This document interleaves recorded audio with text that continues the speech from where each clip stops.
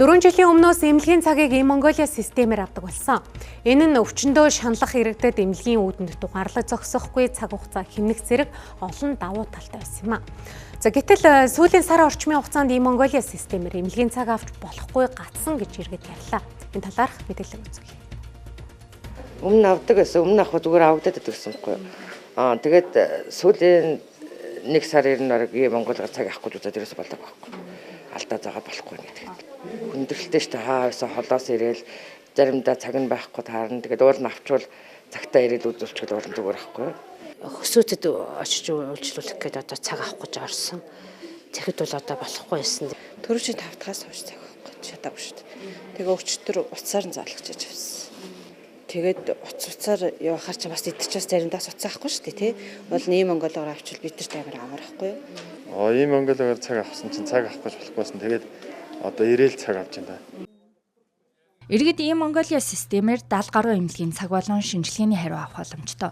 Гэтэл хаанвал дүүргийн эрүүл мэндийн төвийн e-Mongolia систем ажиллахгүй байх тохиолдол нэг бусуудаа гарч байжээ. Мөн эмнэлгийн нэрийг цаг авах чагсаалтаас хассан тохиолдолч гарч байсан байна. Үүнтэй холбоотойгоор иргэд байнга гомдол гаргаж эмнэлгийн ачаалалч нэмэгддэг гэсэн юм а.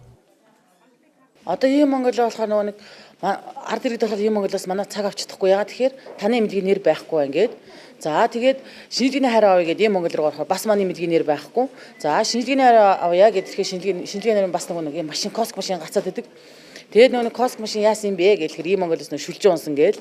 Тэгэл заримдаа бол нэг 7 нэг 14 тэгэл заримдаа бол өдөртөө ингээл гацаад нэг өдөр гацчих ч юм уу. Заримдаа ингээл нэг цаг 2 3 цагаараа ингээ гацдаг. Харин e-Монгол Академийн зүгээс хөгжүүлэлт хийж байгаатай холбоотойгоор утсаар үйлчилгээ авахд сервис үе үе тасалдах тохиолдол гарч байгаа. Компьютероос үйлчилгээ авахд асуудалгүй гэх тайлбарыг өглөө. Эмнэлгийн цаг захиалгын хувьд бол олон төрлийн шалтгаантай доголдол үүсч болдог. Жишээлбэл тухайн холбогдсон системийн үйл ажиллагаа доголдно. Эсвэл систем тэгээ цаад гэрээлсэн эмнэлгийн өөрсдөө сүлжээнд тасалдсан тохиолдол гарч болно. Эсвэл хэрэглэгчийн өөрөө эрүүл мэндийн даатгал төлөөгүй, эсвэл өмнө нь цаг захиалчаад тухайн захиалсан цагтаа очоогүй. Тэгээд эсвэл нөгөө нэг өөр хэрэглэгчтэй холбоотой асуудлууд гэх мэт олон төрлийн кейсүүд дээр алдааны тоглолууд гардаг болохоор өнөөдрийн байдлаар болохоор тухайн гарсан алдаа болгоныг бид дор шалгаад тэгээд хөгжүүлэлтийг сайжруулад явж байгаа.